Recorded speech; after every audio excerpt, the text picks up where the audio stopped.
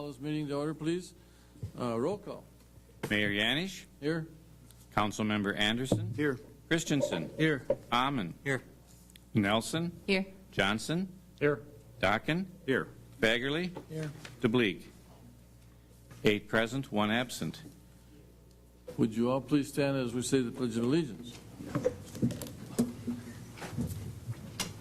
I pledge allegiance to the flag of the United States of America and to the republic for which it stands, one nation, under God, indivisible, with liberty and justice for all.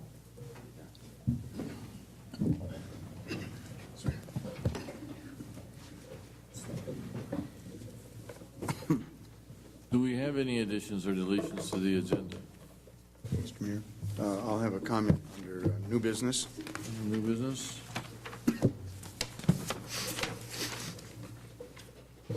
Thank you.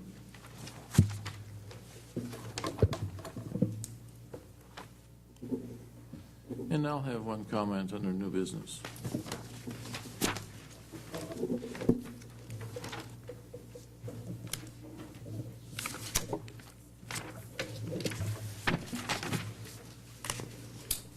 We approve and accept, or anyone want to pull anything on the consent items? Move to approve. Second. A motion has been made and seconded to approve the consent items as written. Any discussion? All those in favor say aye. Aye. Those opposed say no. That motion carries. We'll get right into the scheduled hearings, and we'll open the hearing with Mr. Jared Volk. Did I say that right, Jared? Vogie, yes. Vogie? Good evening, Mayor Council. Jared Vogie, interim city engineer. This is the annual stormwater meeting that we hold every year as part of our MS4 permitting requirements. I have a short presentation. Ultimately, the purpose of the hearing is to obtain any input from the public or people in the audience this evening regarding our MS4 permit. So the purpose of tonight's meeting, as I mentioned, is to continue to raise awareness regarding our MS4 permit and the requirements associated with that permit. We'll also give you an update on what has been accomplished in 2012, what we're looking at doing in 2013, and moving forward. And again, it is for public comment regarding that permit. So basically, to start, there's a lengthy definition of what a MS4 actually is, but essentially, in summary, it's a stormwater network consisting of anything that moves water and is operated by a government or public agency and discharges to waters of the state. Essentially, waters of the state are almost everything. So, a little bit of background about the permit process. MPCA criteria that they established back in when the permit was issued indicated that all public agencies of 10,000 population or more would be covered under the permit. There were also some smaller communities based on their proximity to water resources that were also incorporated into this, but primarily for the purposes of the city, our population was about 18,300 at the time. So we exceeded that threshold of 10,000, and that's why we were fortunate enough to be included in this program. Back in 2007, the city developed our SWIP, or our Stormwater Pollution Prevention Plan, and that was actually issued to us in September 30th of 2008. So we've been operating under this permit for a number of years. One thing that is occurring here right now actually is underway. The MPCA is looking at updating this permit actually, and we're anticipating that August 1st will be that deadline when the new permit comes into effect. And associated with that new permit will be new regulations and new things that we'll need to monitor. However, the final details haven't been sorted out with that yet, so we'll continue to monitor that as well. So essentially, what's a SWIP, or a Stormwater Pollution Prevention Plan? As part of the SWIP development process, there were 6 minimum control measures that needed to be implemented. The first one consisted of public education and outreach.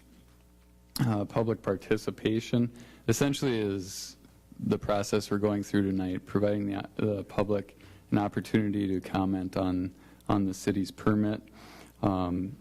Also included is illicit discharge detection and elimination, construction site runoff, post-construction water management, and then pollution prevention, or good housekeeping.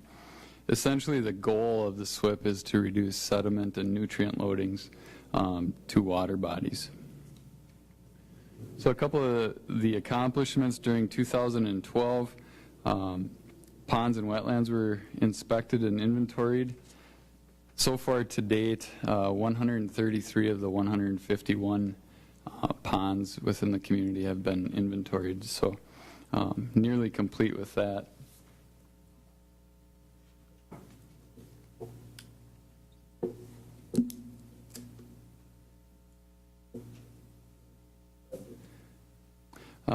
Also in 2012, an ongoing thing that we do every year is monitor or conduct erosion and sediment control site inspections. So essentially all the projects that occur within the community, most of them are required to get a NPDES permit for construction activity, and of course city staff monitors that activity as part of those projects. I keep hitting the wrong button. You're So this, let me back up to that one. You might ask what the purpose of a football field on this presentation is tonight. Essentially, also as part of our permitting process, the city routinely sweeps streets throughout the community. In 2012, 5,100 cubic yards of sediment was removed from city streets, and essentially that would cover a football field about 3 feet deep. So that's a lot of labor, a lot of equipment, a lot of time that goes into street sweeping and trying to keep those sediments out of our stormwater systems. Also in 2012, 113 of the outfalls within the community were inspected. City has a total of 424 outfalls, so approximately 1/4 of those were inspected in 2012. Some of the major accomplishments, in addition to those other activities that I mentioned, included the adoption of an illicit discharge ordinance. To the best of the city's knowledge, there are no cross connections within our system. Also adopted a watershed management plan. Did some pond work out by Civic Center Drive. Some trees were removed there. And then also near Oak Lane, 2 catch basins with sumps were installed. Essentially what a sump is it's a volume of the structure below the invert, which allows sediment to settle out of the water before it is conveyed in the pipe, and that's routinely removed from that sump. So it reduces the sediment loadings on the receiving waters. So some things that are planned and currently underway for 2013. Obviously, we'll continue all the construction site inspections. We're looking at updating the web page to include more information regarding the MS4 permit and stormwater on the website. We'll be looking at revising the stormwater ordinance, and ultimately we'll continue to work with the public, developers, and staff, homeowners, to educate them about the importance of stormwater quality. In addition to that, we'll continue to complete our pond inventories and create additional stormwater articles for the public information sharing minimum control measure as part of the permit. The SWIP will be revised, and then if you'll note there, the last bullet item says apply for permit coverage under the new MS4 permit. That's a permit that I alluded to earlier in the presentation. We're anticipating that'll be finalized August 1st. At that point, the new SWIP and permit will be due on December 29th, 2013. So that's something that we'll be focused on completing here to meet that deadline. The annual report essentially is a checklist of items which quantifies the efforts that the city has conducted over the previous permit year. And it's a summary basically of the information that I've presented tonight in addition to a few other items. But as part of that permitting process, we need to receive comments from the public. We need to document those and then determine whether or not further action is required as part of our SWIP to incorporate that into our document. So with that, Mayor, Council, I'll answer any questions that you or the public might have at this public hearing. I will turn it over to the public. Do you have any questions or comments? Hearing none, I will close the public hearing and open it up to the council. Do we have any comments or questions? Councilman Anderson? Thank you, Mr. Mayor. I have a question. I'm a little concerned, Jared, about the new MS4 permit. You know, maybe we don't know and understand everything that's happening, but whenever the state is going to help us and, you know, give us some more guidance, are you anticipating additional costs associated with any sort of compliance or anything related to the new permit?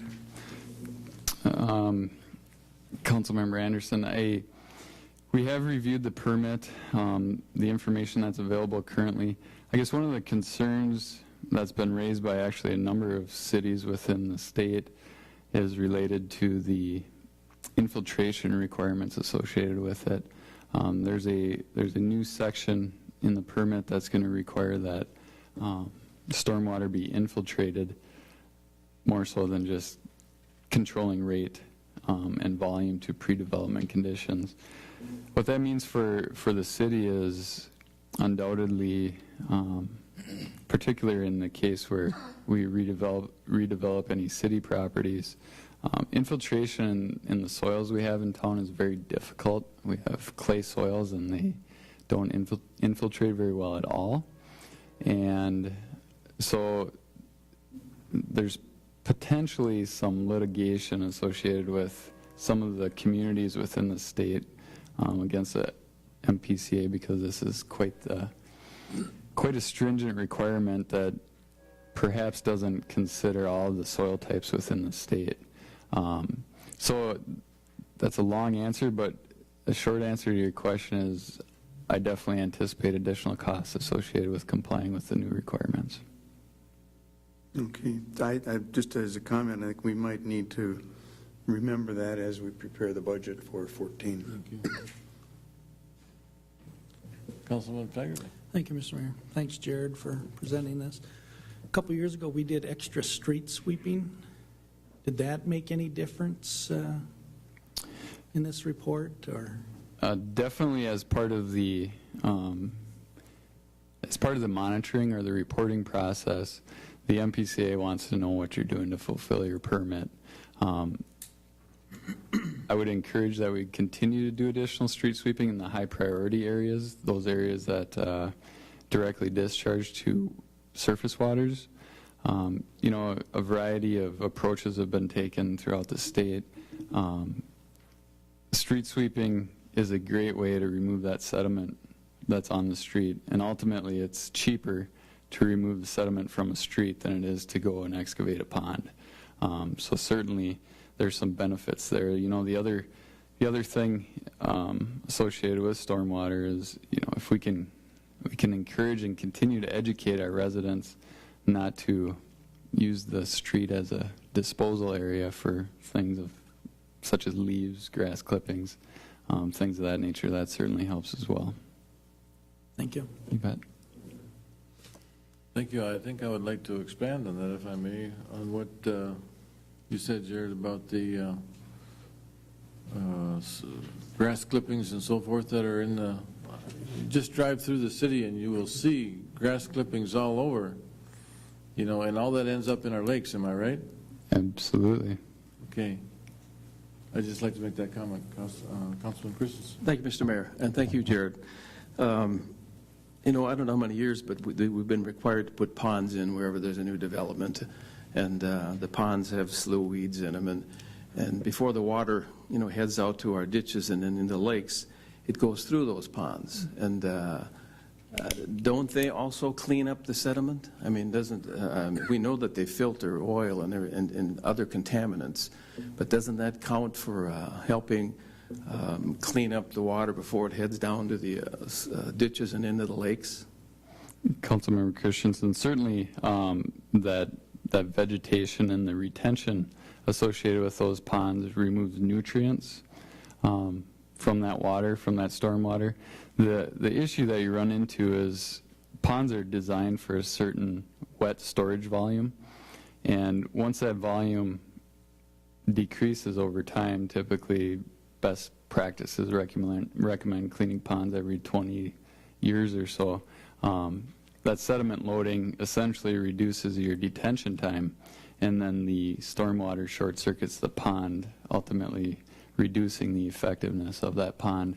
So to answer your question, certainly those ponds do remove sediment and nutrients with the aquatic life and things of that nature, but ultimately over time they do have to continue to be monitored because it's not a lifetime type improvement, if you will.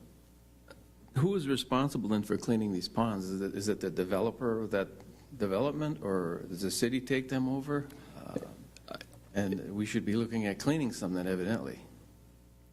Yes. To answer your question, it depends on the circumstances surrounding that pond. If it's a city pond, definitely we have those inventoried, and that's part of our process every year. Our maintenance process is evaluating the condition of those ponds. But if it's a private pond, if you will, on a private site, then ultimately that private property owner would be responsible for that. However, we as a city, it could be argued, still have an obligation to monitor that or at least keep an eye on it, especially if their discharge comes into ours. So. And then another question I had was, you came up with 5,100 cubic feet of debris that's been swept up. How was that measured? Was it measured by weight, or do they weigh the trucks when they bring it back and dump it, or? Yeah, actually it's a combination of both. It's a volume measurement, so truckloads are counted, the number of trucks that haul the material out to the landfill. Also at the landfill you have to get weighed, so weighed in and out so they can determine the volume. So it's basically 5,100 cubic yards, so it's a volume measurement. And since we're measuring that, I'm assuming we do it annually. Last year we collected more than 2011. Councilman Fagerly mentioned, I know that we did collect more, but has that been going up since 2008 or 9? I do know that in 2011 the city swept approximately was just over 5,000 cubic yards, so we were about 100 cubic yards short of that number. Really not a lot of, doesn't seem to be a real strong correlation in any number of items that we could relate that to for the small variation. So. Okay, thank you again for reporting. I just have one other question. What does MS4 stand for? We have all kinds of acronyms. What does it mean? Municipal Separate Storm Sewer System. So. Okay. Thank you. You bet. As I understand, we're looking for a motion, is that right? Mr. Mayor? Go ahead, I'm sorry. I'd move that we accept the report. Second. The motion has been made and seconded to accept the report, the stormwater report for MS4 permitting. All those in favor, say aye. Aye. Aye. That motion carries. Ms. Kathy Aho, would you please tell us a little bit about the ordinance amending the rates?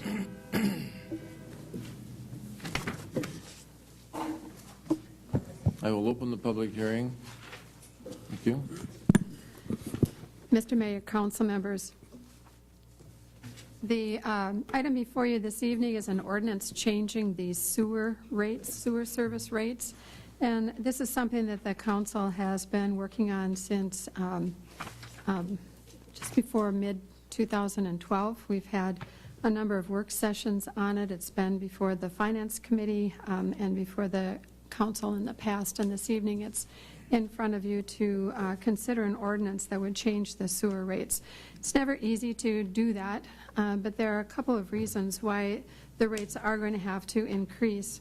The wastewater fund or sewer fund has been operating at a loss for several years.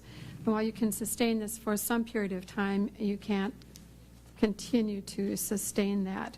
Without increases in rates, the fund is going to simply run out of money. The city's bond rating, which is an outside opinion of how you're doing financially, relies in part on performing funds, and they look to that as a demonstration of your ability and willingness to pay your obligations. You also have a major bond holder, the Minnesota Public Facilities Authority, who has provided very low-cost financing to you for this purpose in the past, and there are covenants that they have that require you to maintain both a well-operating system and a healthy fund. And also, in the end run, stable operations rely on rates that support operations, debt, and reserves.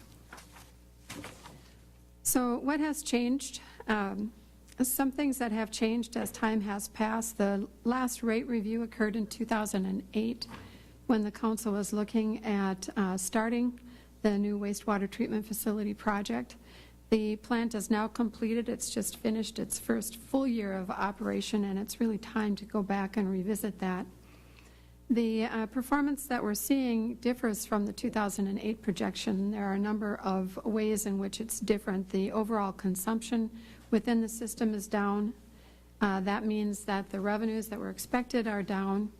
On the plus side, the expenses of operating the plant have also proved to be lower than what was anticipated. But all of those things together combined are causing the cash position to continue to drop. If we look at, oops, uh-oh. You want me to get back on track there? Click the frame that you want on there. Okay. If we look at the annual usage trends, and these go through 2011, you can see that both for the city at large and for JOTS, the consumption has gone down quite a bit. In 2012, JOTS has reported that their usage is down from this, from the level in 2011. The recent financial performance, and we have preliminary 2012 numbers that we can look at. The operating income is positive, but that's before transfers and interest on debt, also before principal on debt. The net income is negative, and that's after transfers and interest on debt. But what's remaining has to cover principal on debt and capital acquisitions.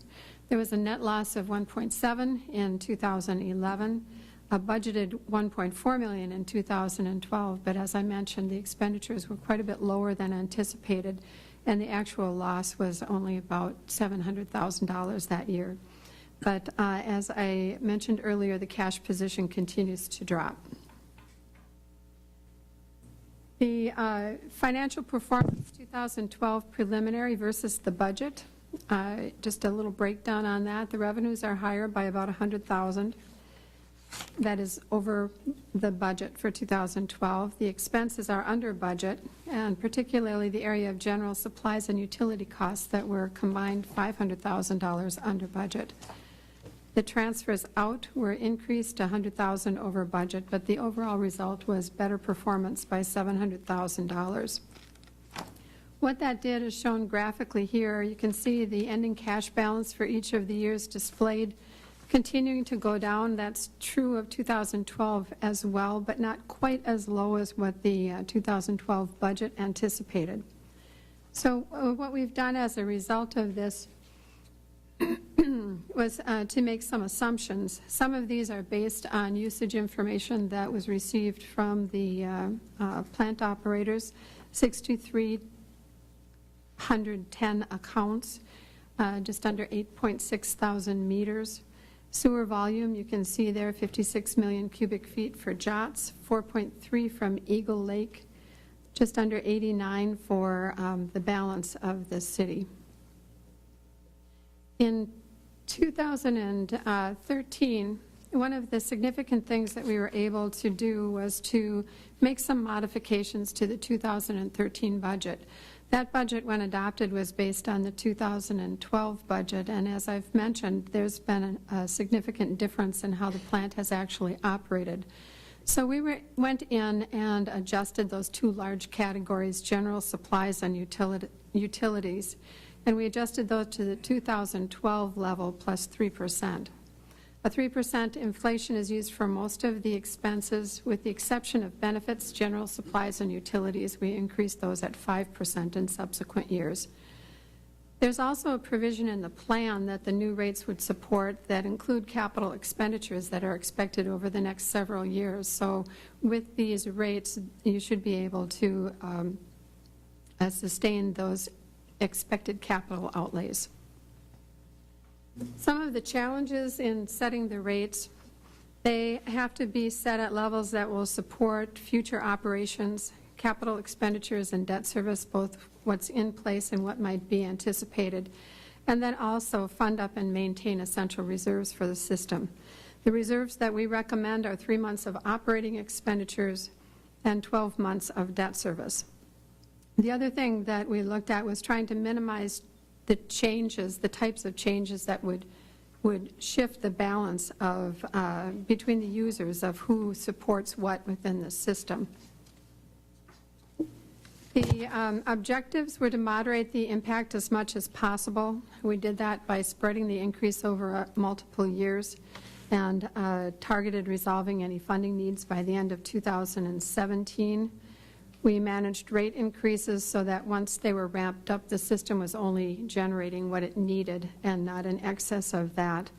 We hopefully made reasonable assumptions regarding expenses and growth in number of users, and actually the use within the system was held flat. So if you get additional users, that would allow for some additional reduction in consumption, or it would increase the consumption.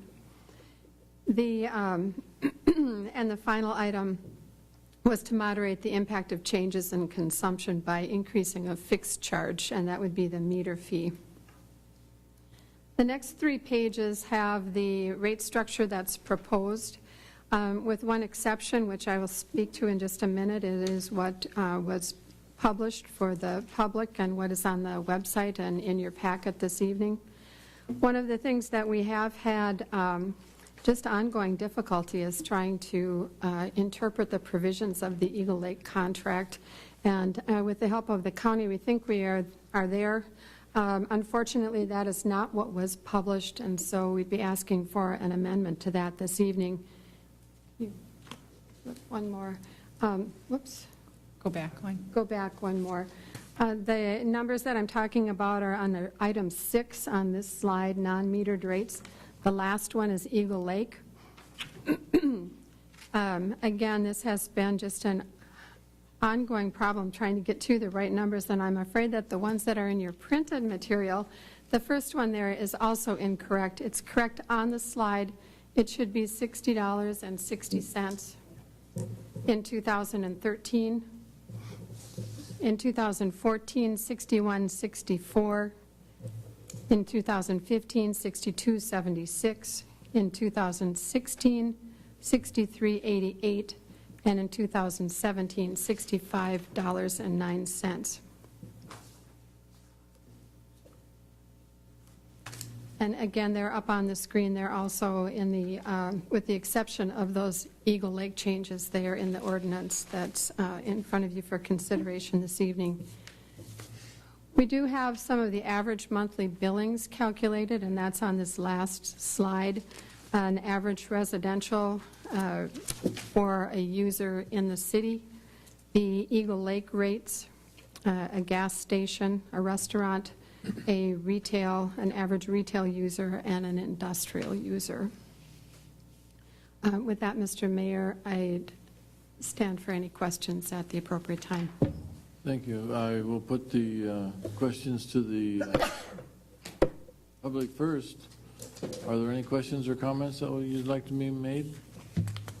I'd like to make some comments. I really have no questions. Why don't you come up to the podium here and identify yourself, and we'll...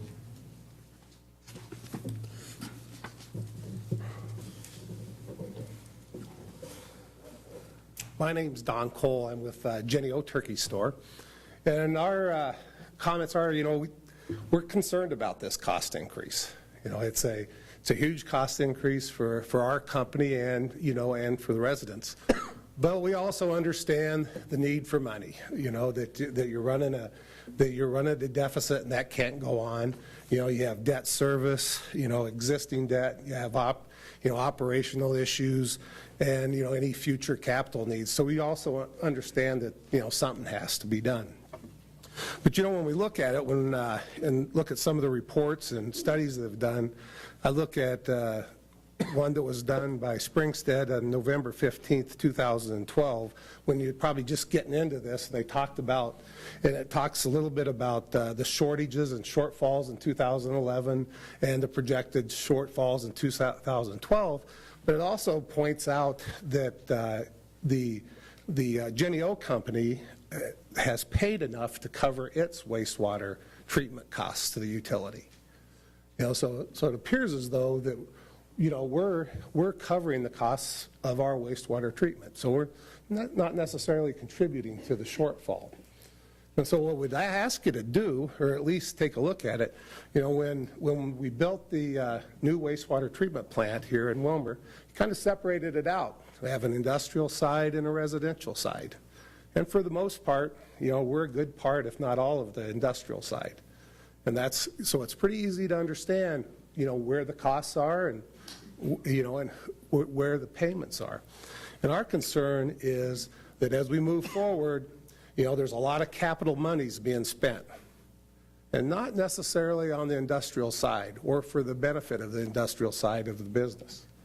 And as we go, we feel that we'll probably, or the way things are going, we will be paying for some of that capital. Because right now, on the industrial side of the treatment plant, if there's issues and they need some extra chemical or something to work with the effluent that goes there, we pay for it. We get billed directly for that. So we just feel that as you look at this, we need to be cognizant that cost of service is important. And as you look at it, and as you pass costs along, and we know you got to be sound and you got to be solvent. You got to plan for the future for capital improvements, because these things don't last forever, and if you don't, you'll be in trouble. So you got to do that. But we just think we want you to look at that. And that's all I've got. Thank you. Don't run away, please. Okay. Are there any further comments from the public? Go ahead. Why don't you come on up and identify yourself, and I'll call on you again, Don. Thank you. Lauren Schultz, 901 Irene Avenue. How much water is going in to the storm sewer? That's rainwater. That's going into the sanitary sewer. I can't answer that. I don't know. Well, when the town is full, the ditch is full, the parking lots are full, everything is full, it goes in the stool, because it'll go somewhere. How much of that is rainwater that the public is pumping in just to get rid of the water? Because there's no place to put it. So if I simply stop the water from coming into town, so our ditch on the west side of town isn't so overloaded, then we'll have that room so that everything won't be underwater. I got signed agreements, releases through the Soil Conservation Service to excavate. They're ready to go projects, been ready to go for a long time. Ain't get no cooperation. Takes money, lots of money. 3 feet deep is 48,000 cubic yards an acre. I need to excavate. At Eagle Lake, I'm sending you 9,000 acres of watershed over that dam. And guess what? That 9,000 acres of watershed belongs to the Ag Department. Doesn't belong to Willmar. That overloads you. And here's the reason why. We grow 50% soybeans. In 1940, we never grew soybeans. Soybeans use half of the amount of water of any other crop. Now we're planting 50%. We have to step back to 1940 and hold the water. Out there, not in Willmar's basement. Belongs out there. This is the ag problem. You create your water, you're responsible for that. But you aren't responsible for that 9,000 acres of watershed that goes through your industrial park. And we have a lot of grade on it. We have a lot of grade from Candio High going into Grass Lake. And projects are ready to go. So I go to Cullen Peterson's office and I ask for the clean water money. Money available. I'm collecting sediment. Ron Christensen knows how it works. He built a house. I dug the pond 15 years ago. Now you see how fast we're moving. It ain't happening. We got to hold the water. We got to collect the sediment. Some of the wildlife divisions are raising the water all over the place, covering up our best natural resource, which is black dirt. What's the #1 industry in our state of Minnesota? Agriculture. Why are they covering up our best natural resource? There's a lot of questions to be answered. And everybody wants to run and hide, except me. I dug that 5-acre pond, sold all the dirt, paid for it myself. Took 6 years to market the dirt. I hold 5 acres out of Willmar at 48,000 cubic yards an acre. Isn't it time we get started? I got the signed releases through the Agriculture Department. Been working on this for 25 years. Mr. Mayor, Go ahead, if I may, Go ahead. I believe, Lauren, you're referring mostly to the stormwater, Yeah. correct? If I eliminate the stormwater overload, we eliminate the height of the water, what's in the ground, the pressure on the basements, then we eliminate the water that people are pumping into the sewer system. What we're talking about, the topic we're on is a hearing for our sanitary sewer. Prior to you coming, we had another hearing on stormwater, our MS4 permit, and that's, you may be getting them mixed up. You might. Don't they all work together? It's all about No, water. water goes downhill, yeah. Yeah, that's what I'm talking about. Ron, let me- The broad picture. Okay. See if there's any more comments from the public, and then I'll close the public hearing. Are there more comments from the public? Hearing none, I will close the public hearing, but don't run away. We have some questions for you, I'm sure. Okay. I will close the public hearing and open it up to the council. Do you have any questions or comments? Councilman Anderson? And who is this for? This will be a question to the city attorney or Charlene. The Eagle Lake rates are different than what was published and read. Does that cause a problem that we need to republish these things, or aren't they significant, or what do we do? Councilmember Anderson, essentially what you'd be doing would be making a motion to amend the ordinance that was published that's perfectly appropriate for the council to amend the ordinance or whatever draft it's developed before it gives it final passage. There is a second publication requirement after an ordinance is passed, so I think that's how that would be taken care of. So we can move forward. You can We move don't need to forward to republish. make- All right, in that case, then I would move that we amend that, the Eagle Lake section that was originally read and published to the rates that Kathy indicated, and I'll read them for the record. 2013, the Eagle Lake rate would be $60.60. The next year, $61.64, $62.76, $63.88, and $65.09. Second. We have a motion and a second to amend the sewer rates as stated. Is there a discussion? And this is a motion? At this point, it's just a single one, Yes. unless you interpret it as an introducing of the ordinance. We will introduce the ordinance. Just going to later? No, this is this was, I believe it was just a simple motion on this one. Okay. Correct, Councilmember? All those in favor say aye. Aye. Aye. Those opposed say no. That motion carries. And then we'll do the resolution to introduce, go ahead. Well, I wonder if there might be comment before, otherwise or I can introduce it now.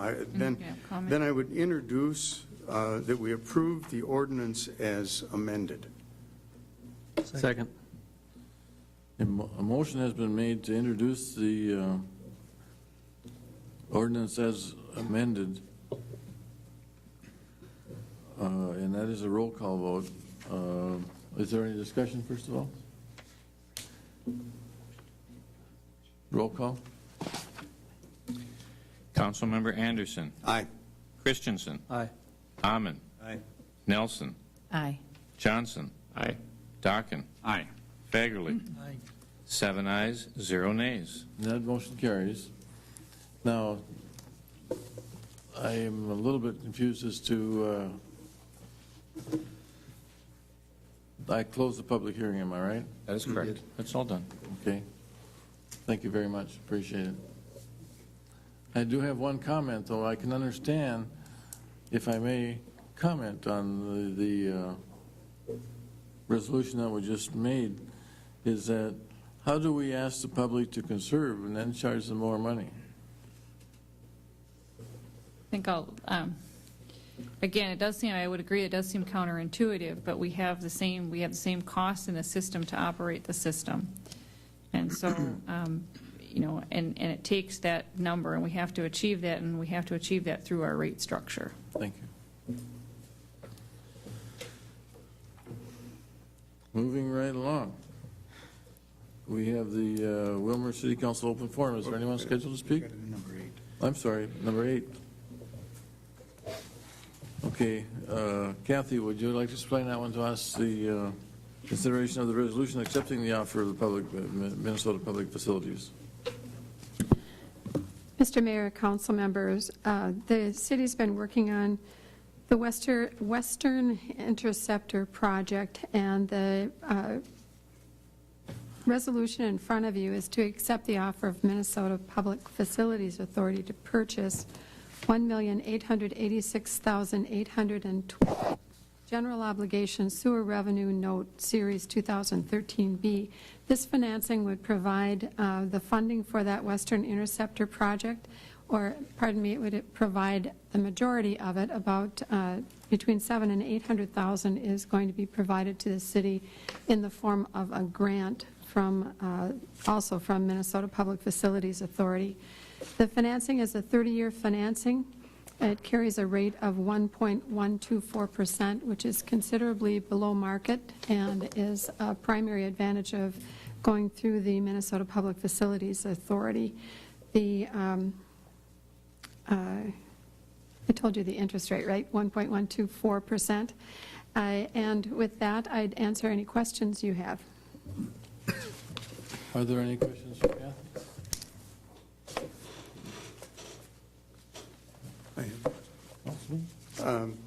Thanks, Kathy. Can you remind me again, What was the total project cost? We're getting 1.8 through the PFA. Mr. Mayor, if I may interject there, and Councilman Anderson, the total project is roughly about $4.5 million. That portion that's being funded through the PFA loan and grant is that portion south of Highway 40. The section that runs between Highway 40 and Highway 12 is being funded through the local option sales tax money. Thanks for your explanation. Mr. Mayor, I would introduce a resolution accepting the offer of the Minnesota Public Facilities Authority to purchase a $1,886,812 general obligation sewer revenue note, Series 2013B, providing for its issuance and authorizing execution of a bond purchase and project loan agreement for the note. Second. A motion has been made and seconded. Now I have to read this whole thing again. The resolution accepting the offer of the Minnesota Public Facilities Authority to purchase a $1,886,812 general obligation sewer revenue note, Series 2013B, providing for its issuance and authorizing execution of a bond purchase and project loan agreement for the note. Is there any discussion? Roll call. Councilmember Christensen. Aye. Amon. Aye. Nelson. Aye. Johnson. Aye. Dockin. Aye. Fagerly. Aye. Anderson. Aye. 7 ayes, 0 nays. And that motion carries.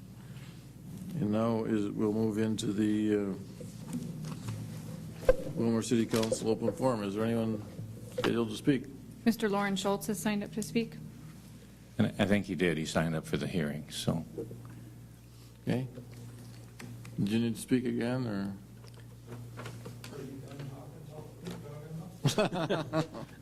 That's a good question. No. No?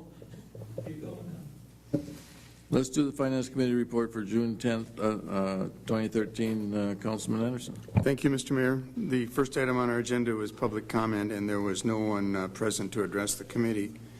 The second item was Rice Memorial Hospital 2012 final and April 30th, 13 financial reports. Bill Fenske, the CFO of Rice, presented us with the 2012 financial report, which reflects an increase in net assets of $4,061,904 as of December 31st. Mr. Fenske also discussed the April 30th financial report, which reflects a net to-date loss of $1,205,613. Volumes are down so far in 2013, including outpatient services. It was noted that the debt service coverage ratio is still good. Mike Schramm, the CEO of Rice Hospital, discussed efforts being undertaken to improve Rice Home Medical, as well as efforts to recruit more specialized physicians for the hospital. They also continue to monitor the decrease in demand for hospital services. That was for information only. The next item is a Willmar Library funding request. Ryan McCormick, the Willmar head librarian, presented the committee with a request for a disbursement of $12,000 from the Library Capital Reserve Fund for the purchase of 12 new tables for the multipurpose room. They would replace existing tables which are nearly 20 years old. It was noted there are over 200 groups that utilize the multipurpose room in a year, so they are well used. He briefly described the new high-quality tables, which would be easier to set up and take down, and would include electrical outlets and data ports. The cost is eligible to be paid from the Library Reserve Fund, which was established from the prior local option sales tax program that funded the library's construction. Following discussion, there was a motion made, seconded, and passed, and I would introduce a resolution allocating $12,000 from the Library Reserve Fund for the purchase of 12 new tables for the multipurpose room. Second. A motion has been made and seconded to introduce a resolution allocating $12,000 from the Library Reserve Fund for the purchase of 12 new tables for the multipurpose room. Is there any discussion? Councilman Christensen. Thank you, Mr. Mayor. I'd say it's about $1,000 a table. There must be some, besides having electrical outlets and data ports, that must be driving factor for the cost? Or, I mean, that seems like a lot of money for tables you put up and set down. I can probably answer that because I asked the same question of Ryan. And they did look at a couple different firms to do that, and they are very good, stable, easy take down and set up, and they do have the ports. So they did research it, and this was what they felt was going to be the best for them. It's a lot of money for a table. It is. What do they do with the old tables? Do they just throw them out, or they give them to some organization or charity, or? I can't answer. I can't answer that either. I can certainly ask that question of the library. I think the other comment on the tables was they wanted to make them easy for individuals to set up and take down, because many times it's the citizens themselves that are setting up and taking down. And so they kind of flip, and they can easily be stacked on the side and such because of the variety of the programs. They have everything from children's programs in there to senior programs, and so they want things that are easy to move and safe once they are kind of stacked along the side as well. I'm still concerned about the cost. I mean, is it, there's, the Air Force used to pay $400 for a toilet seat in an airplane, and this is $1,000 for a table, and I'm going, just because it has an outlet and a data port, I wouldn't mind seeing a picture of it. I know it doesn't have wings, but shouldn't we be concerned? I mean, If I may, I think we did talk about that, and I think this is one of those. This is a case where we have to let them exercise their best judgment. They think this is what they need, and I will tell you that room is very heavily used. That's been a very good meeting place for residents in the city to use at no cost. Well, I see it's coming from the reserve fund, so I mean, Right. it is their money. I just had to ask the question. Thank you. Any further discussion? I do have a comment. Charlene, you did a really good job as far as explaining where that money came from this afternoon. Would you please explain that again? Yes, the funds were when the library when the sales tax referendum was approved for the library and the addition and such was constructed, there was additional funds. The funds that were collected in the sales tax were above and beyond what was required for the addition, and so that money has been set aside in reserve. It has been used for library projects. Most recently, but prior to this, for the tables, it was used a year ago to replace carpet in the library. I believed it was also been used to put in kind of a teen center in the library and some other projects over the past few years. But it is the library's, it is sales tax dollars that were left, it's the library's dollars, but they must come and get approval. Thank you for that. Ron, if I can address your question, it amounts to about $50 a year if they get 20 years out of this one. Is that right? Did I do my math right? My head is so screwed up. No, I can't do it. Thinking about $1,000 table. I think that's pretty close. You're close. Okay, at this time, as if there's no further discussion, we'll have a roll call. Councilmember Amon. Aye. Nelson. Aye. Johnson. Aye. Dockin. Aye. Fagerly. Aye. Anderson. Aye. Christensen. Aye. 7 ayes, 0 nays. That motion carries. If I may, we've got a few things now from the HRA. We'll start out with the Highland Apartments bond refinancing. Joe Bengston, the HRA Executive Director, presented a proposal to refinance Highland Apartments debt by applying for low-income housing tax credits and a Minnesota Housing Finance Agency mortgage at 4.75% for 30 years. The purpose of this debt refinance is to lower the debt interest rate and to complete some refurbishing of the units. The scope of work to be done was reviewed, as well as development costs involved. Following discussion, there was a motion made, seconded, and passed, and I would introduce a resolution supporting the Willmar HRA's proposed Highland Apartments redevelopment project and to agree to act as applicant for the submission of a small cities development grant, if necessary, to provide funding for a portion of the project. Second. A motion has been made and seconded to introduce the resolution supporting the Willmar HRA's proposed Highland Apartments redevelopment project and to agree and to act as an applicant for the submission of a small cities development grant, if necessary, to provide funding for a portion of the project. Is there any discussion? Councilman Anderson. Mr. Mayor, I just want to make clarify to everyone that the city is not encumbering itself in any way, shape, or form. There's no obligation on the part of the city. Any further discussion? Roll call. Councilmember Nelson. Aye. Johnson. Aye. Dockin. Aye. Fagerly. Aye. Anderson. Aye. Christensen. Amen. Aye. 7 ayes, 0 nays. And that motion carries. The next item was the HRA SCDP, which is Small Cities Development Program. Again, HRA Executive Director Bankston presented the administrative contract for the current Willmar SCDP program. The contract formally authorizes the Willmar HRA to administer the SCDP program on behalf of the City of Willmar. Following discussion, there was a motion made, seconded, and passed, and I would introduce a resolution approving the administrative contract for the Willmar SCDP program and authorizing the mayor and city administrator to execute said contract. Second.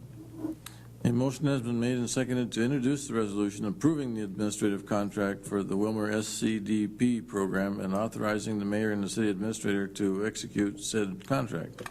Is there any discussion? Councilman Ahmed. Thank you, Mr. Mayor. These are remodeling all the existing units. This is not for new units, correct? Thank you. Did you want to come up to the front? You want to identify yourself, Jill? Jill Bankson, Director of the Willmar HRA. This is for the grant that you received in 2012 for commercial owner-occupied and rental rehab. Any further discussion? Roll call. Councilmember Johnson. Aye. Dockin. Aye. Fagerly. Aye. Anderson. Aye. Christensen. Aye. Amon. Aye. Nelson. Aye. 7 ayes, 0 nays. And that motion carries.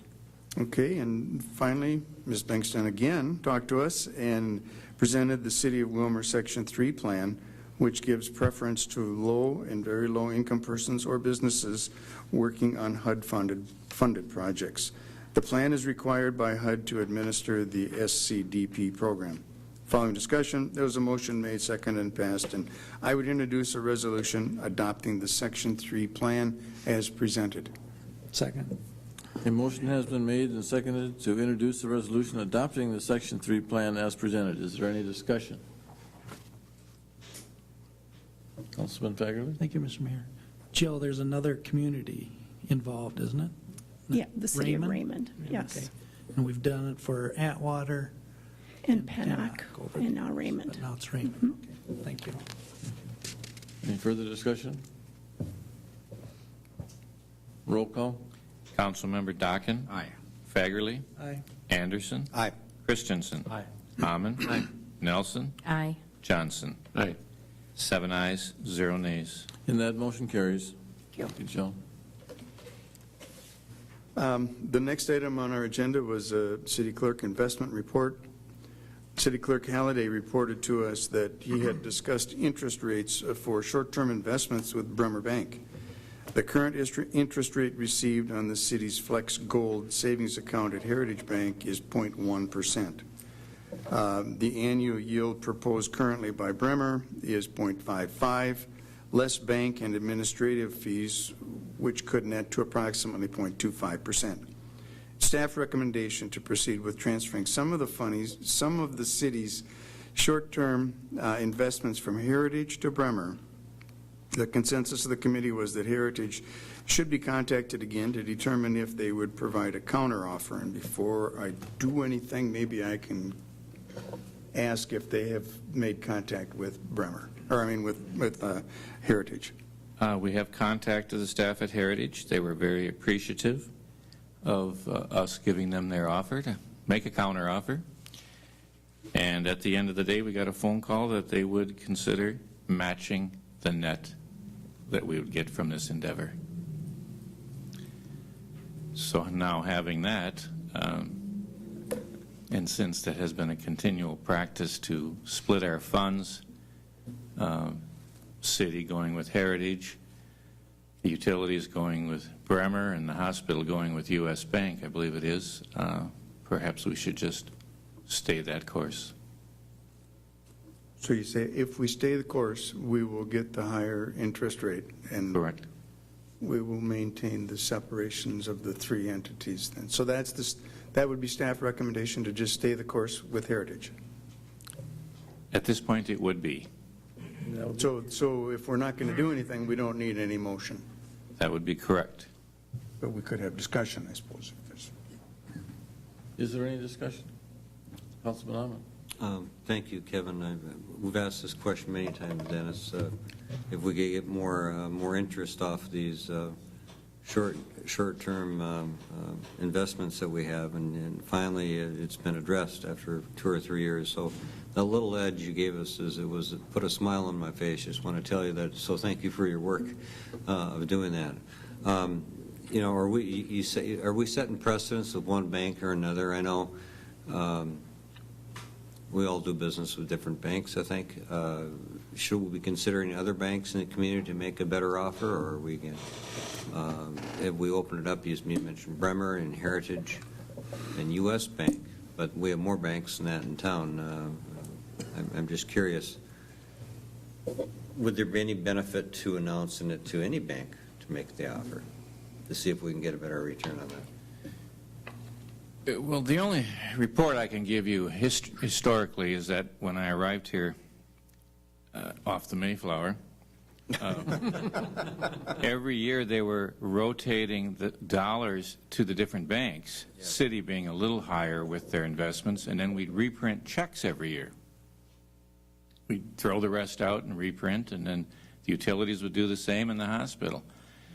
And we decided that practice was a little foolish, and so everybody chose a bank, and we stayed with it and worked with them since that time, and that's 1986, I guess. We have not really bid the banking services. Well, I guess for most of the years, until maybe the last 5, those were the bigger banks in town. So I guess from that standpoint, we have not bid banking services. Everybody seems comfortable. If we bid them, I guess we'd have to go for a longer time period, such as a 5-year period or something, so we're not printing checks every year. So without any further direction, though, I think the 3 entities would maybe just stay put. But I don't know if there would be any benefit to that kind of a bidding scenario every half-decade or something. Are we out of checks? No. No, sir, we're not. Councilman Duncan, did you have a comment? Yeah, I'm concerned, or I'm wondering why we would say transferring some of the city's short-term investments. I don't know what that means, number one. Now, we have some in 3 banks, so is that a third if we would transfer, or the recommendation then reads that short-term investments? So what's the difference? Some of the city's short-term, what does that mean? In our $50 million portfolio, we'd like to keep somewhere between $4 and $6 million highly liquid.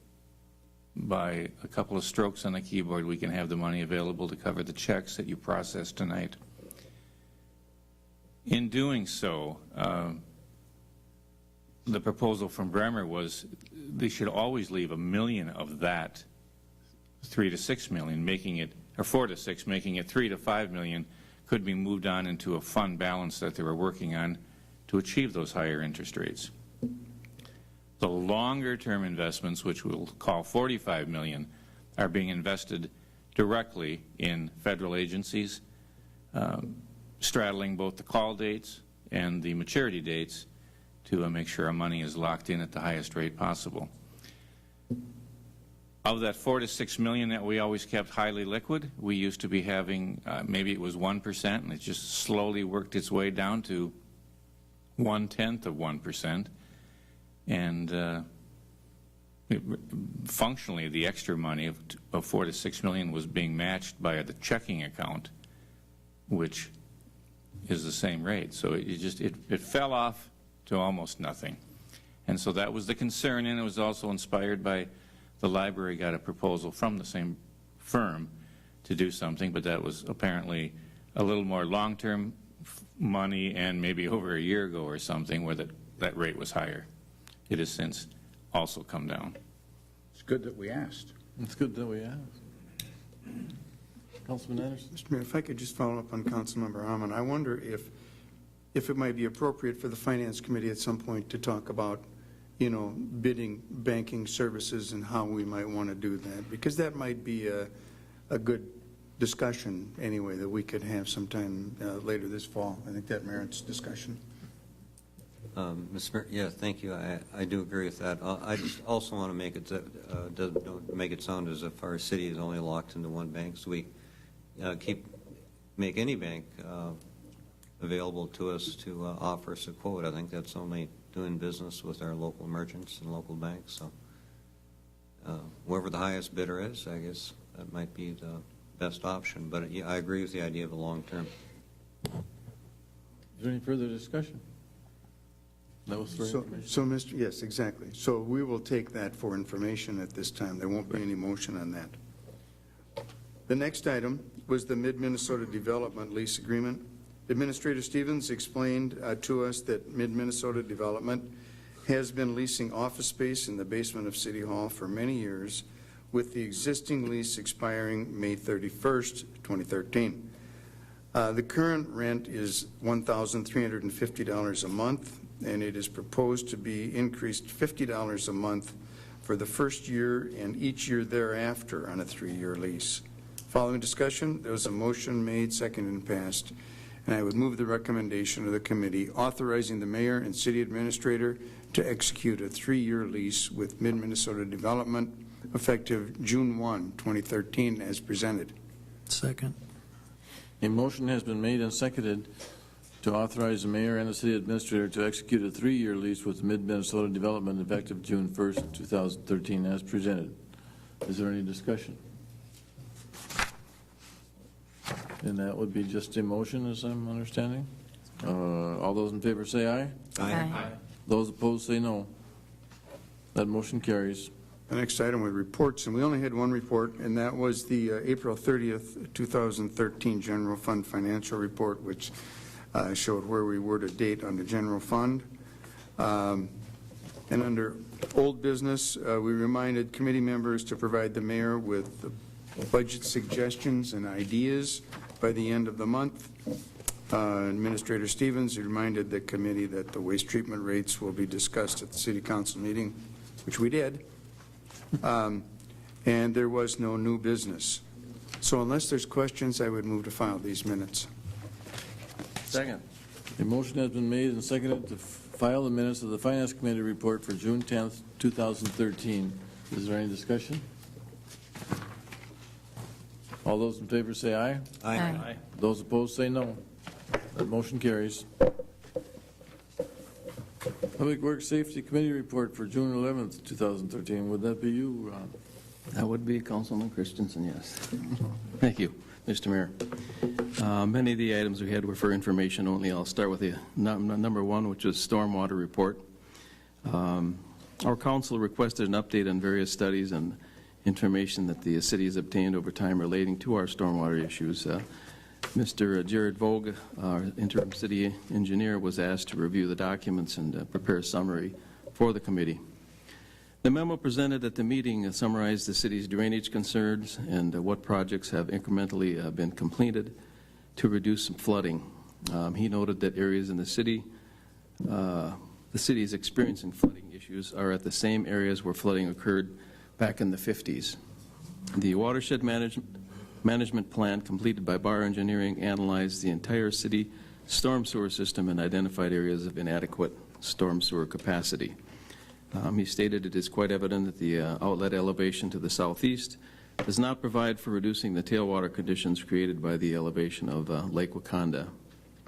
A document prepared by Mr. Vern Carlson, public engineer, professional engineer in February of 2013 addresses 4 potential improvement options. The first option consists of lowering Lake Wakanda, which would increase the capacity of ditch 23A.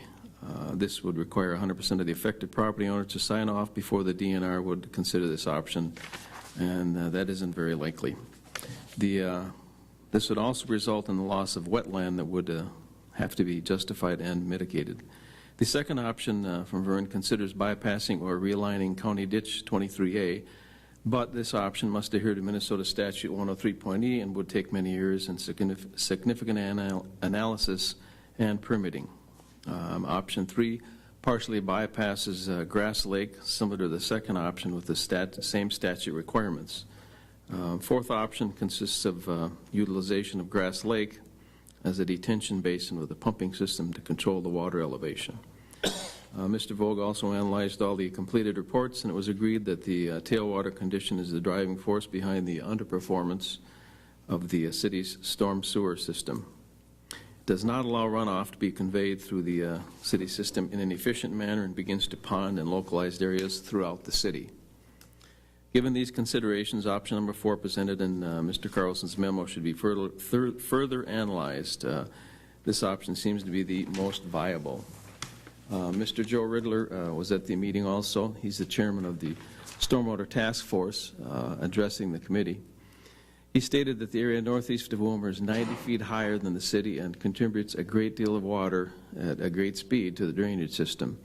He also informed the members of the committee that an email has been sent to each member of the council with several attachments for the review, and I'm assuming you all received them and looked at them. The committee was informed that the MS4 hearing would be held on June 17th, which is tonight, and we did do that. Item number 2 was, for information only also, was consideration of a request for municipal water service by Arnold's Implement of Willmar. They did request to allow the extension of municipal water service to their property outside the city limits for the purpose of providing water for a fire sprinkler system. That was referred back to the committee for consideration. Our current policy does not provide for the extension of municipal utilities beyond the city limits, and the comprehensive plan urban growth boundaries adopted by the city does not include annexation in this area.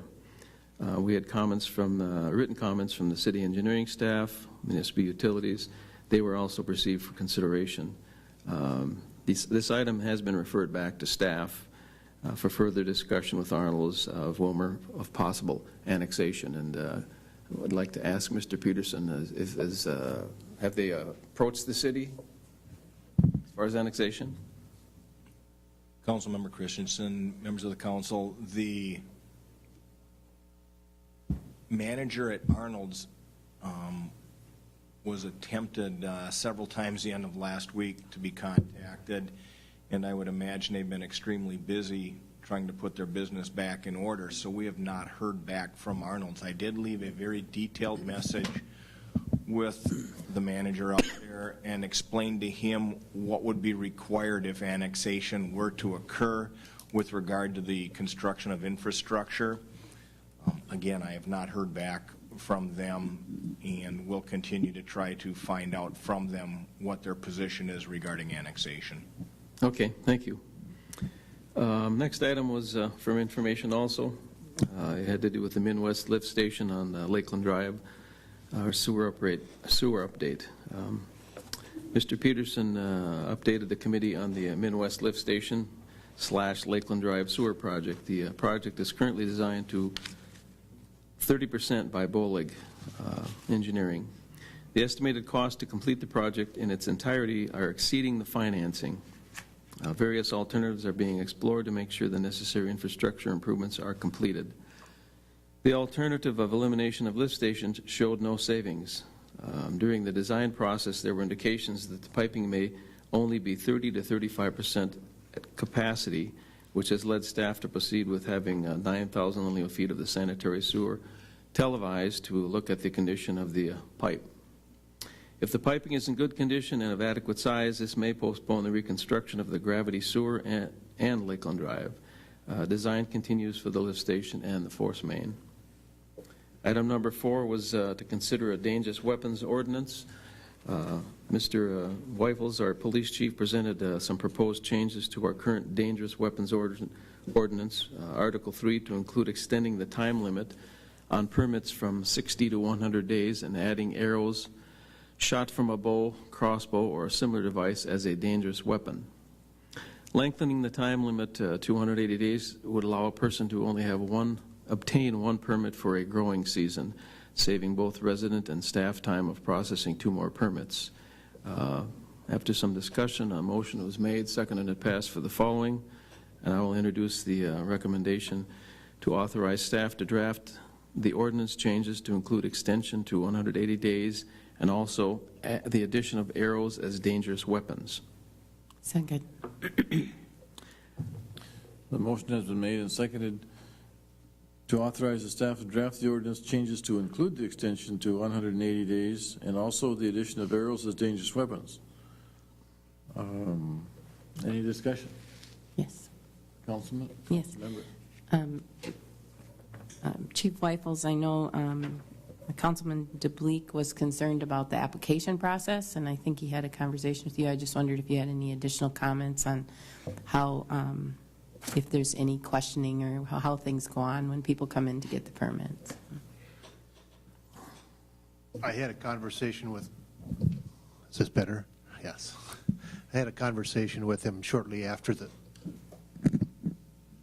meeting to discuss why he had voted the way he did, and he had indicated to me that the issue was not so much the lengthening of the, it had nothing to do with the bow and arrow issue. It had to do with the lengthening of the permit, but it wasn't the time limit. What it was is the fact that he would prefer that people practice live trapping and stuff like that rather than shooting animals at all in town, and had questioned the fact that we do allow pest permits at all. Okay. So, so the application process is just nothing would change in the shooting pests except for the extension of the time limit, and the reason for that request was based solely on the fact that on 60 days in a normal gardening season, people are coming back 3 times, which means I have to issue 3 permits for a growing season, and it kind of wastes their time and it wastes mine because the people that do apply for permits are predominantly always the same ones. okay. Thank you. Any further discussion? Councilman Christensen? Thank you, Mr. Mayor. To further the discussion on the time limit from 60 to 180 days, just for the public, this is for permits for shooting rodents, animals. Could you explain that, Mr. Weifels? It is. You could have a skunk, you could have woodchucks, you could have gophers, you could have squirrels as long as you're in a valid squirrel hunting season, or rabbits. Again, you'd need your small games license to be able to take that type of game. But people do have problems in the wintertime. They sometimes like to hunt rabbits because they will come and chew the bark off of young trees. So there's a lot of different reasons as to why somebody might seek a pest permit. Okay. Thank you very much. I do have one question for the chief. What about the people I see on the country club road or the golf course road that people use arrows, bows for shooting carp in the rivers? Now that would be in the city limits, am I right? That was a separate part of what I proposed. I realized, and numerous times I get a telephone call from people asking if they can shoot bow and arrow in town, and the answer to that is yes, you can. There is no restrictions. That being said, I feel that there are some public safety issues with maybe not restricting that. As a group, bow and arrow hunters are very cautious, but I have also heard horror stories and had reported to me complaints from certain individuals that young kids who are out practicing with bow and arrow in the backyard maybe miss the target, it flies over the target, you can strike a little girl on the back swing set, or somebody playing in the sandbox, or somebody out in their garden, and there was no regulation on that. So when I proposed this change, or possible change to the committee, my goal was twofold. First of all, if I'm going to go in and muck around in the ordinance on the 180-day or from the 60-day to 180-day change, maybe we want to also consider a second part to that ordinance. So I proposed it that way. We can just look at the 180-day change. I can deny both. We can also talk about bow and arrows. So I was looking for instruction to either go ahead and start the process of examining public interest in regulating bow and arrow and council interest on that.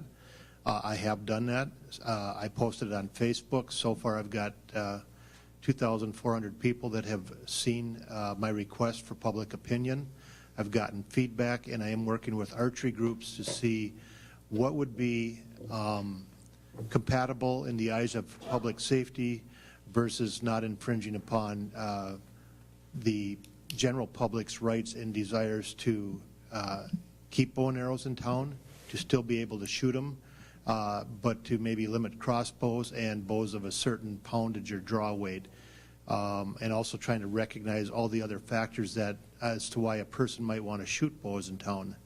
The factors that we came up with so far that would be written into the ordinance that I would consider or propose to the council and the committee would be allowing to shoot on open waterways, public ditches with water in them, drainage ditches across the dams. I know people shoot carp, so I certainly don't see where that's a danger to any of the general public, such as the circumstance I described before. Certainly inside any building is not going to matter at all. There are people with large machine sheds or storage buildings where you could shoot a bow and arrow inside.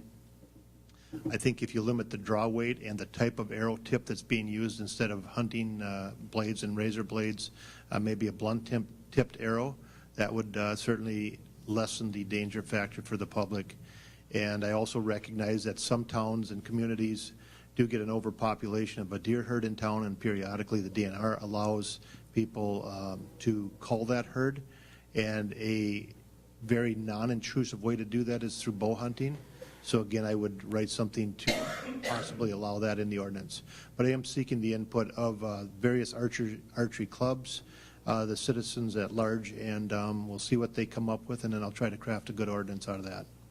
Thank you. Any further comments? The motion that we have on the table is to authorize the staff to draft an ordinance, changes to include the extension of 180 days, and also the addition of arrows as dangerous weapons. We have had discussion on it. All those in favor say aye. Aye. Aye. Those opposed say no. That motion carries. Just a reminder to the council that those draft changes will come to a committee meeting and then come back to the council. Our chief also updated the committee on the number of calls he has had in the last couple of weeks and jail census, and wanted to remind the citizens of his, to not blow lawn clippings into the street. That's his tip of the month. Item number 5 had to do with removal of a garage at 201 Havana Street. Subsequent to the city reviewing a court order to remove the house at 201 Havana Street Northeast, the garage has fallen into a state of major disrepair and is a target of much graffiti. Staff is proposing adoption of a resolution for order of garage repair or removal. Cost of the city would be the demolishing and the removal of garage should the property owner choose to ignore the directive. After some discussion, motion was made, seconded to pass for the following, and I will introduce the motion to authorize the resolution ordering the repair or removal of hazardous conditions at the garage at 201 Havana Street Northeast. Second. A motion has been made and seconded to authorize the resolution ordering the repair or removal of hazardous conditions at the garage at 201 Havana Street Northeast. Is there any discussion? Councilman Beggerly. Thank you, Mr. Who owns this property? Is it individual or is it a mortgage company? They are not in Willmar presently, and maybe Kevin has some more information on them. Or, Bruce, I Mr. think Peterson. Bruce can speak to that, please.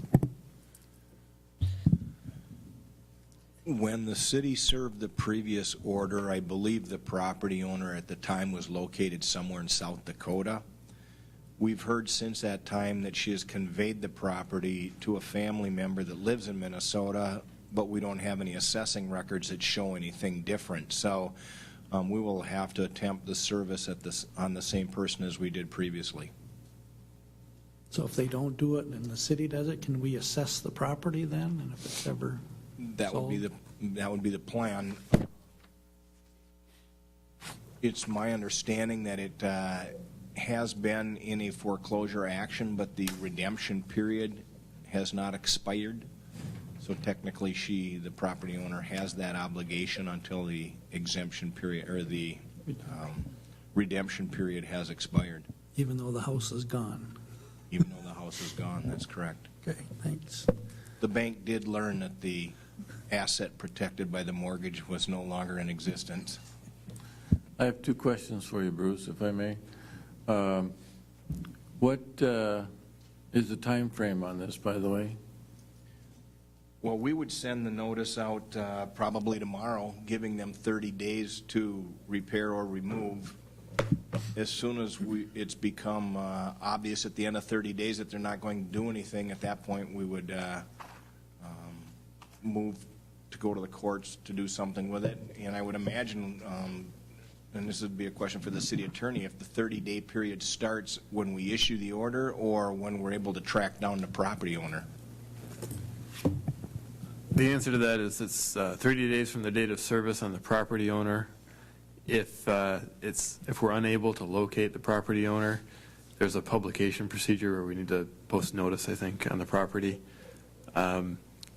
Details of that I'm not sure, but it would be at least a couple-week delay while notice is posted and service is accomplished. The next question I have is for Charlene. You know, do we need to, I forwarded you an email that I got.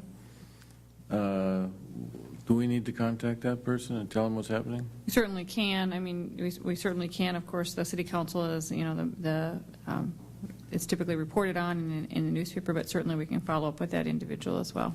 Thank you.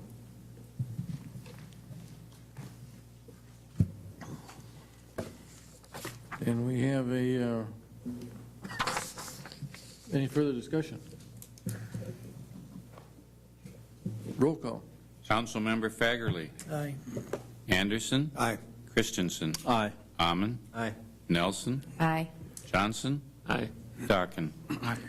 7 ayes, 0 nays. That motion carries. The last item on our agenda had to do with the condition of the rice wading pool. The committee was informed of the deteriorating condition of the wading pool at Rice Park. It has been filled 3 times this year and the water's leaked out all 3 times. The walls are crumbling and various cracks are present. At staff's discretion, the pool will no longer be used. Review of the area for future land use will be conducted through park planning and capital improvements. Before I ask to move the file of minutes, I would ask our Chief Weifels if we've had any updates on the flag burning incident that occurred.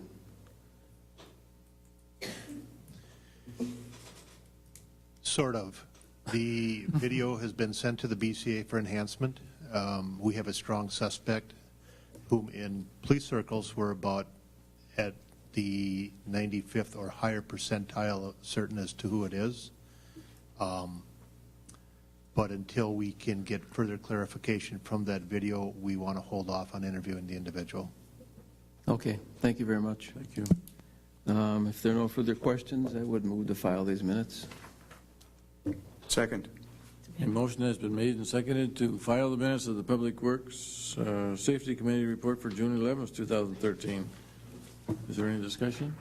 Just if I may, Mayor, going back to item number 1, the email that we received looked like it went to the city council members. I just wondered if staff had received this previously or if they had gotten that email separately.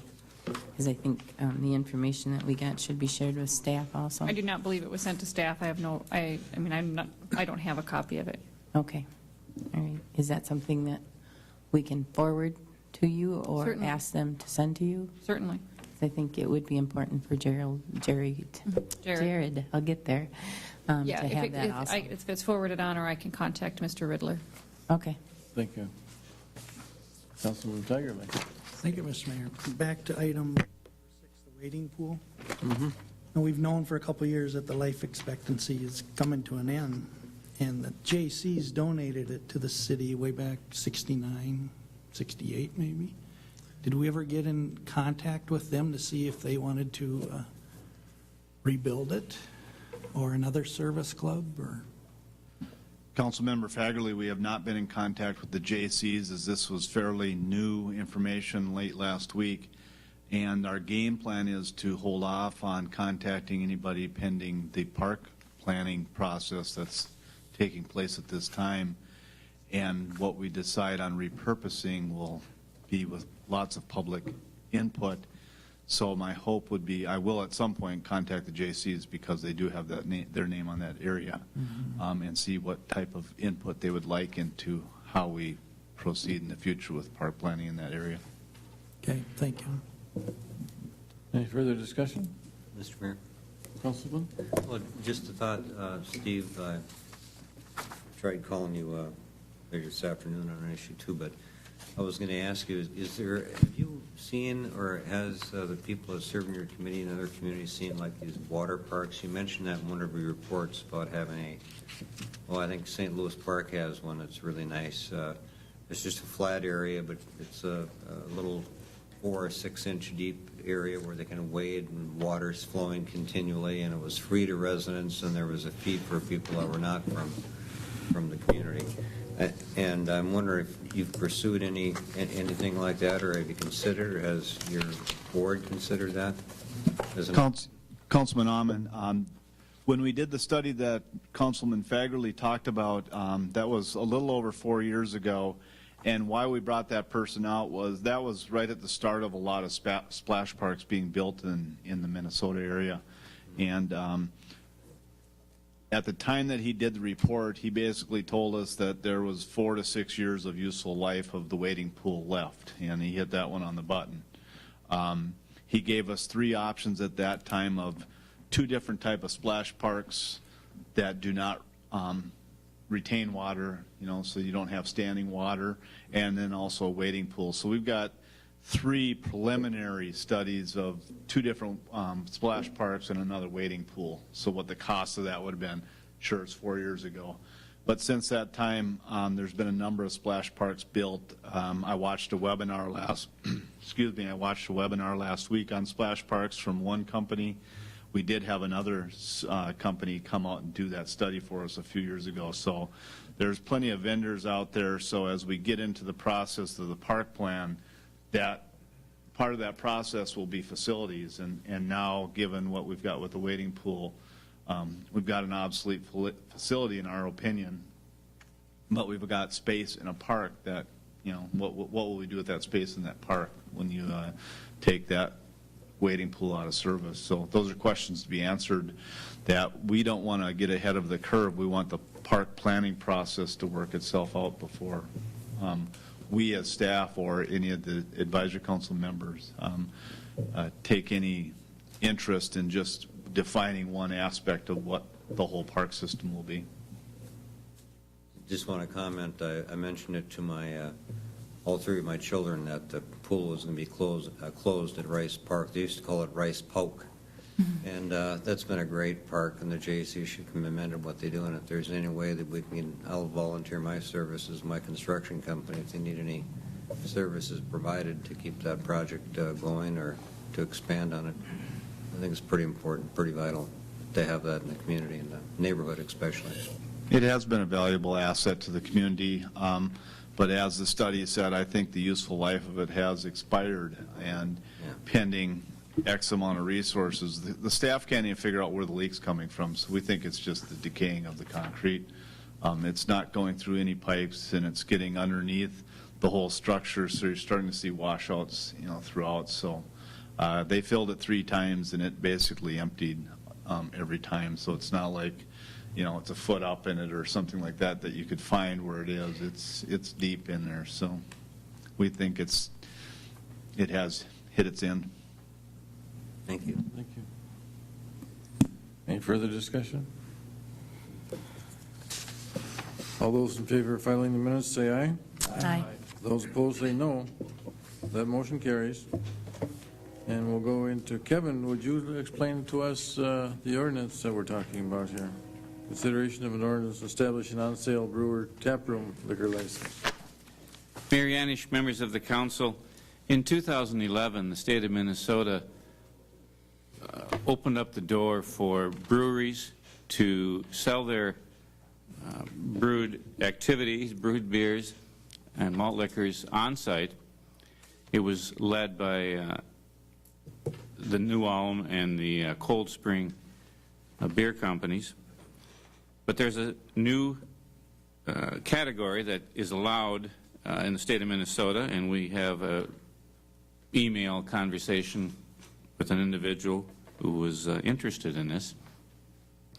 And so, pursuant to the first committee reviewing it, the city attorney was directed to draft an ordinance that would allow the on-sale taproom license so they could sell their on-site brewed products for consumption right on the premises. This is an opportunity kind of in conjunction with the state, who would first authorize someone to brew beer.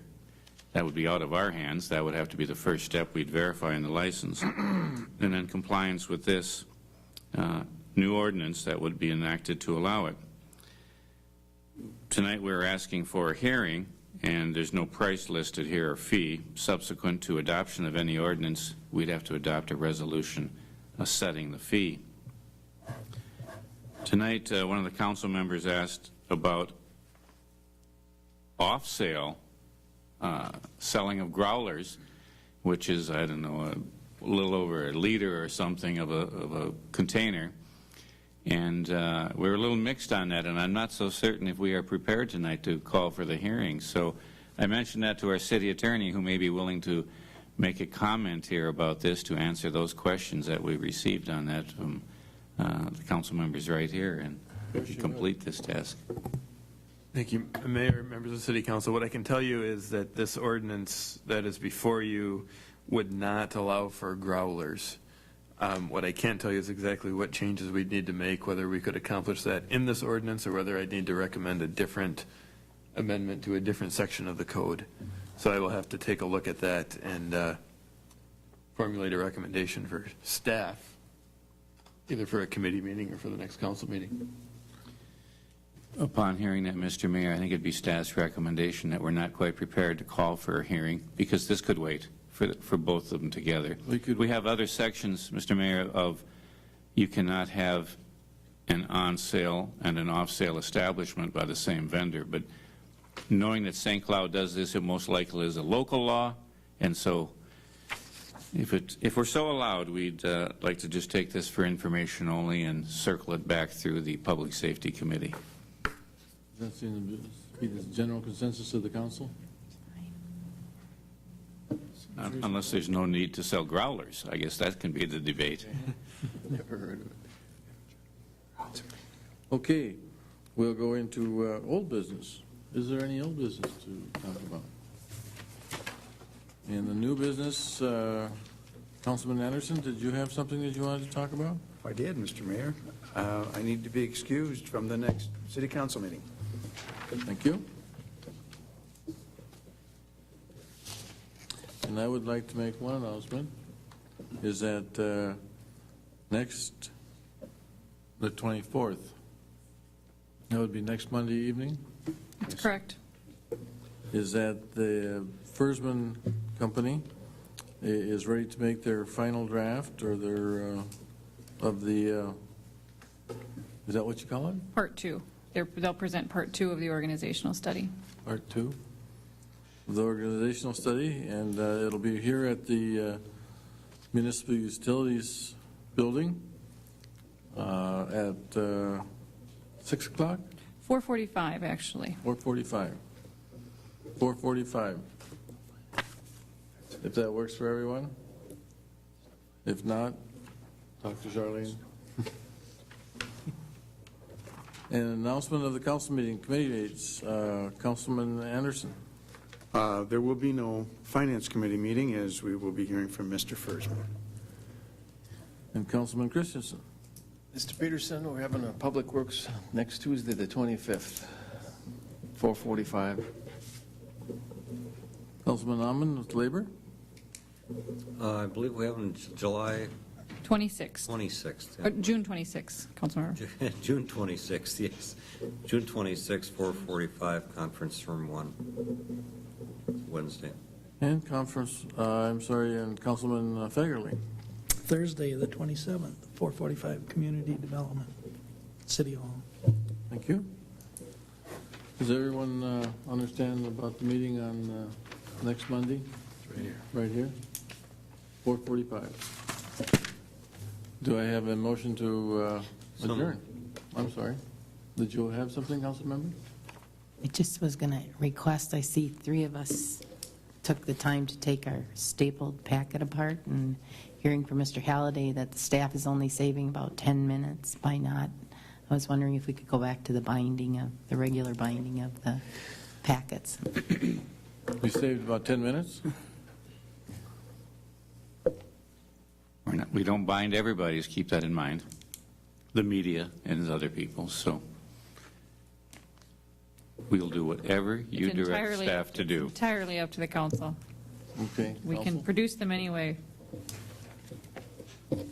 Do I hear something from the council?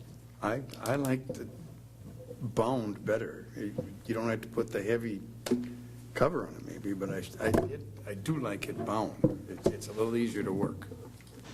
And we can recycle the binders, is that correct, if we take them out?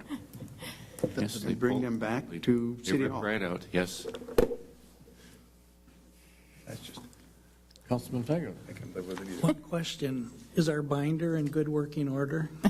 Deb says it's on its last legs, and it costs like $6,000 to buy one. There's 2 answers. Yes, it's on its last leg, and we are hoping a good cleaning might extend its useful life. And then yes, if it is dead, it's a $6,000 tool. So until then, we could bind it. Whatever you like. We'll bind it till it crashes. We'll clean it. Do I have a motion? So move to adjourn. Move to adjourn. Do I have a second? Second. You do. We are adjourned.